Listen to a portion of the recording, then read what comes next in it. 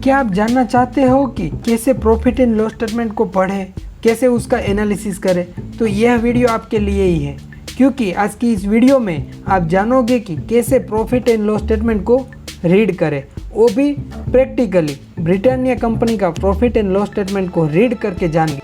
Hello दोस्तों, मैं हूं भाविक वाघेला, आपका वेल्थ लर्नर चैनल पे स्वागत करता हूं। दोस्तों, हम वीडियो में आगे बढ़े उससे पहले आपको प्रॉफिट एंड लॉस स्टेटमेंट की बेसिक नॉलेज नहीं है तो आप ये वीडियो को देख लीजिए ताकि आप बेसिक नॉलेज समझ सको और आपको ये वीडियो सही से समझ आ जाए।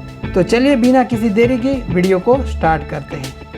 दोस्तों, प्रॉफिट एंड लॉस स्टेटमेंट को P&L statement, income statement, statement of operation and statement of earning वगैरह के नाम से जाना जाता है। और दोस्तों, प्रॉफिट एंड लॉस स्टेटमेंट में जो डाटा होता है वो स्पेसिफिक टाइम पीरियड का होता है। मतलब प्रॉफिट एंड लॉस स्टेटमेंट हमेशा क्वार्टरली या ईयरली बनता है, तो उसमें जो डाटा रहेगा वो उस क्वार्टरली या ईयरली का होगा। जैसे कि the revenue of the company, वो रेवेन्यू जनरेट करने के लिए जो कितना एक्सपेंसेस हुआ उस साल भर में, tax and depreciation and earning per share.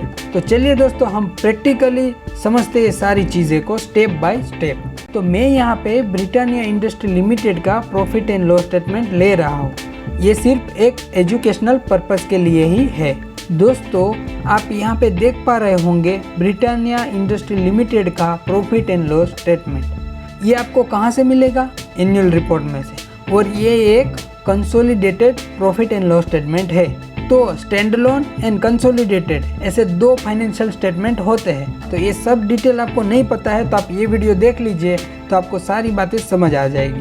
तो दोस्तों, चलिए हम प्रॉफिट एंड लॉस स्टेटमेंट को रीड करना स्टार्ट करते हैं। तो दोस्तों, प्रॉफिट एंड लॉस स्टेटमेंट में सबसे ऊपर रेवेन्यू फ्रॉम ऑपरेशन होता है, जिसे हम sales, turnover, income from operation वगैरह के नाम से जानते हैं। फिर आप यहाँ पे ये कॉलम देख पा रहे होंगे जिसके अंदर एक नंबर मेंशन किया जाता है, तो उसको हम स्केड्यूल या नोट कहते हैं। फिर दोस्तों, company profit and loss statement में हमेशा करंट ईयर का जो डाटा देता है उसके साथ अपने प्रीवियस ईयर की भी इंफॉर्मेशन देते हैं। तो जैसे कि ये 2020 का प्रॉफिट एंड लॉस स्टेटमेंट है, तो उसके साथ साथ उसने पिछले साल मतलब 2019 का भी डाटा यहाँ पे दिखाया है।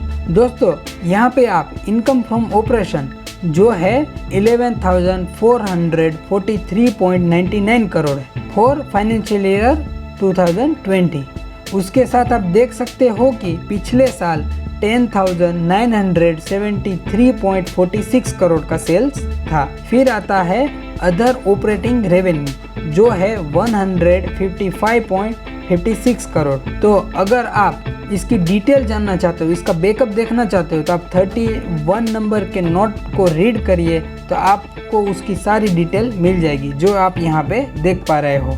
दोस्तों, सेल्स ऑफ गुड्स मतलब कि कंपनी की वो सारी प्रोडक्ट्स जो प्रोडक्ट्स बनाते हैं उसको गुड्स कहते हैं। तो सेल्स ऑफ गुड्स मतलब वो सारी प्रोडक्ट बेची, उसका डिटेल्स।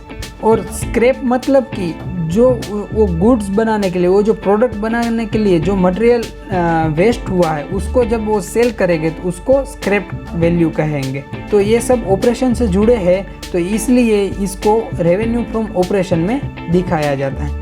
फिर आता है अदर इनकम जो है 279.4 करोड़, जिसका बैकअप आपको 32 नोट में दिख जाएगा। तो देखिए दोस्तों, अदर इनकम में जो कंपनी का मेन बिजनेस नहीं है फिर भी उसको कुछ इनकम हुई है, ऐसी इनकम को दिखाई जाती है। तो यहाँ पे आप देख पा रहे होंगे interest on investment, profit on sale of some assets वगैरह। तो वो एक कंपनी का मेन बिजनेस नहीं है, फिर भी उसको कहीं से गेन हुआ है, उसने जो इन्वेस्टमेंट किया है उस पर उसको इंटरेस्ट मिला है, वो सब इनकम इसमें दिखाई जाती है जो है 279.4 करोड़। तो दोस्तों, जब आप revenue from operation plus other income करोगे तो आपको कंपनी की टोटल इनकम मिलेगी जो यहाँ पे है 11,878.95 करोड़।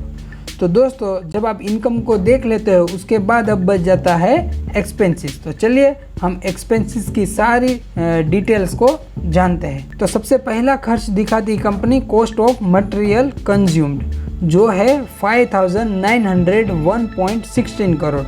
दूसरा है purchase of stock in trade जो है 973.74 करोड़, जिसका बैकअप आपको नोट नंबर 33A और B में देख सकते हो। दोस्तों यहाँ पे कॉस्ट ऑफ मटेरियल कंज्यूम के अंदर inventory of material at the beginning of year, add purchases, less inventory of material at the end of year, ये सब दिया है। तो देखिए ये इन्वेंट्री क्या है, तो अगर आपने पिछला वीडियो देखा है तो आपको पता ही होगा कि इन्वेंट्री मतलब कि प्रीवियस ईयर में जो मटेरियल खरीदा था उसका पूरा यूज नहीं कर पाई थी कंपनी और वो बच गया था, उसका यूज इस साल में करेंगे और इस साल में जो दिखाया जाता है उसी को इन्वेंट्री कहते हैं। तो यहाँ पे इन्वेंट्री है 434.09 करोड़ का, और इस साल कंपनी ने नया मटेरियल परचेज किया है वो है 5,913.19 करोड़। तो दोस्तों जब आप दोनों को जोड़ दोगे तो आपको मिलेगा 6,347.28 करोड़। और जब ये साल ख़त्म हुआ तो कंपनी के पास स्टोर में कुछ और मटेरियल पड़ा रहा जिसकी वैल्यू थी 446.12 करोड़। जो आप इस मेन फिगर में से हटा दोगे तो आपको मिलेगा 5,901.19 करोड़, जो इसका कॉस्ट ऑफ मटेरियल है। फिर दूसरा है purchase of stock in trade, उसकी डिटेल आपको नोट नंबर 33B में दी है। देखिए दोस्तों, जब कंपनी बना बनाया हुआ प्रोडक्ट खरीदती है तो उसे purchase of stock in trade कहते हैं। जैसे यहाँ पे बिस्किट्स, प्रोटीन फूड वगैरह जो अपने बिजनेस को चलाने के लिए रेडीमेड प्रोडक्ट खरीद लेती है उसी को स्टॉक इन ट्रेड कहते हैं। फिर आता है changes in inventories of finished goods, work in progress and stock in trade, जिसकी डिटेल आपको 34 में मिल जाती है। तो देखिए इसका मतलब होता है कि कुछ प्रोडक्ट प्रीवियस ईयर में बन चुके थे लेकिन उस साल में बिक नहीं पाए थे और वो इस साल में कंपनी ने बेचे हैं। तो जो उसको बनाने का जो खर्चा हुआ है वो इस साल में दिखाएगा, तो वो उसी खर्चे को changes in inventory of finished goods, work in progress and stock in trade कहते हैं, जो है यहाँ पे 52.57 करोड़।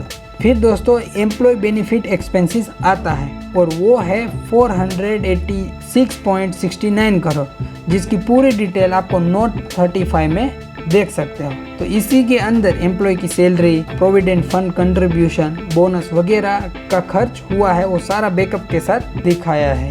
यहाँ पे दोस्तों आपको ये भी सोचना चाहिए कि कंपनी का टोटल रेवेन्यू था 11,878.95 करोड़ और एम्प्लॉय कॉस्ट है 486.69 करोड़।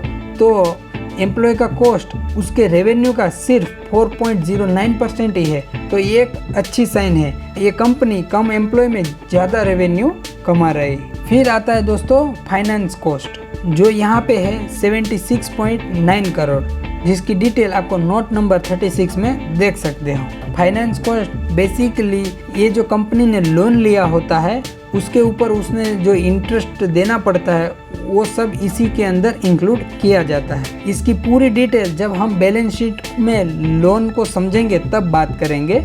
फिर आता है दोस्तों डिप्रिसिएशन एंड अमोर्टाइजेशन एक्सपेंसेस, जो है 184.81 करोड़। तो दोस्तों ये डिप्रिसिएशन एंड अमोर्टाइजेशन क्या है, आने वाली अगली वीडियो में फुल डिटेल में बात करेंगे, क्योंकि इस वीडियो में बात करेंगे तो ये वीडियो बहुत ही लंबा हो जाएगा।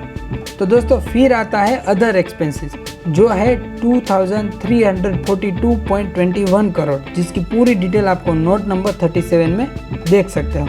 दोस्तों अदर एक्सपेंसेस में पावर, फ्यूल, रेंट, इंश्योरेंस, ऐसे स्टेशनरी वगैरह जो छोटे छोटे एक्सपेंसेस अपने बिजनेस को चलाने के लिए, डे टू डे एक्टिविटी करने के लिए जो एक्सपेंसेस आते हैं वो ये सारे एक्सपेंसेस इसमें शो किए जाते हैं।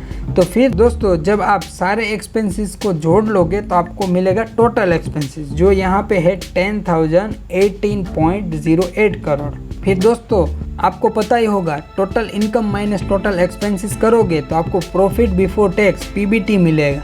लेकिन यहाँ पे कंपनी ने PBT से पहले कुछ प्रॉफिट उसके एसोसिएट्स कंपनी को पे कर दिया है अपने टर्म्स एंड कंडीशन के आधार पे। फिर कुछ एक्सपेक्टेशनल आइटम्स को भी पे किया है। तो देखिए एक्सपेक्टेशनल आइटम्स मतलब कि ऐसा खर्च जो एक ही बार हो सकता है, वो आगे कभी हो नहीं सकता है, जो कंटिन्यू नहीं है, वो बिजनेस के रिलेटेड नहीं है, ये सारे खर्चे को एक्सपेक्टेशनल आइटम के अंदर किया जाता है और वो भी प्रॉफिट बिफोर टैक्स से पहले माइनस किया जाता है। तो दोस्तों जब ये सारा माइनस कर देते हो तो आपको लास्ट में मिलता है पीबीटी, जिसको प्रॉफिट बिफोर टैक्स कहते हैं। फिर दोस्तों जब आप टैक्स को पे कर देते हो और इसमें से टैक्स को हटा देते हो तो आपको मिलता है पेट, जिसका मतलब है प्रॉफिट आफ्टर टैक्स, जो यहाँ पे है 1398.72 करोड़। फिर दोस्तों जब आप paid divide by outstanding shares करते हो तो आपको ईपीएस मतलब कि अर्निंग पर शेयर मिलता है। तो दोस्तों अगली वीडियो में हम पूरी डिटेल में जानेंगे ईपीएस। तो देखिए दोस्तों, अभी आपको ये स्टेटमेंट समझकर कुछ पता नहीं चल रहा होगा कि ये कंपनी निवेश करने के लिए सही है या गलत, इसका कैसे यूज़ करें, ये जो नंबर सही दिखाए, रेवेन्यू दिखाए, वो सही है कि नहीं। तो देखिए ये सब जब हम रेशियो एनालिसिस करेंगे तब ये सारी डिटेल का यूज़ किया जाएगा, और आप इसकी जैसी दूसरी कंपनी को इसके साथ कंपेयर करोगे, उस कंपनी का भी प्रॉफिट एंड लॉस स्टेटमेंट को इस कंपनी के साथ कंपेयर करोगे, तब आपको समझ आ जाएगा कि ये कंपनी का जो ये रेवेन्यू है, ये जो प्रॉफिट है वो सही है या गलत है, ये कंपनी निवेश करने के लिए सही है या गलत है। वो सारी डिटेल हम आगे कंटिन्यू इस वीडियो सीरीज़ में देखेंगे। तो चलिए दोस्तों, आगे से हम ईपीएस और बैलेंस शीट के ऊपर वीडियो बनाने वाले हैं। तो चलिए दोस्तों, मिलते हैं अगली वीडियो में, तब तक के लिए जय हिंद।